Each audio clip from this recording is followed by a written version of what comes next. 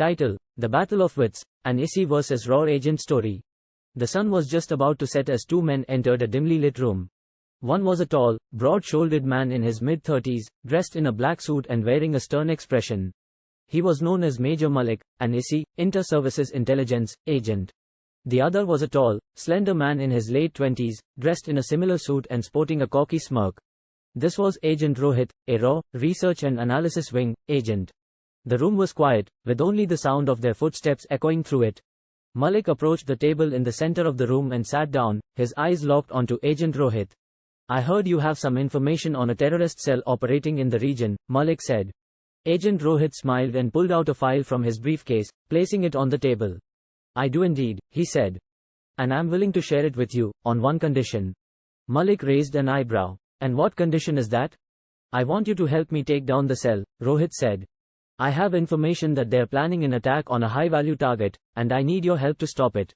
Malik was taken aback by the request, but he knew that this was a once-in-a-lifetime opportunity to take down a major terrorist cell. "Very well," he said. "I'll work with you, but I need to know everything you have on the cell." Agent Rohit nodded and began to lay out all of the information he had gathered, including the names of the members of the cell, their locations, and their plans.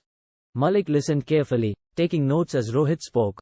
He was impressed with the amount of detail Rohit had gathered, but he couldn't shake the feeling that something was off. After an hour of talking, Malik and Rohit agreed to work together to take down the cell. They spent the next few days gathering their forces and planning the operation, with Malik leading the charge.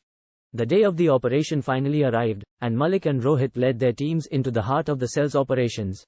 The fight was fierce, with both sides exchanging heavy fire.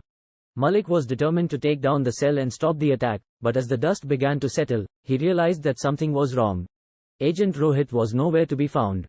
Malik quickly realized that Rohit had been playing him all along.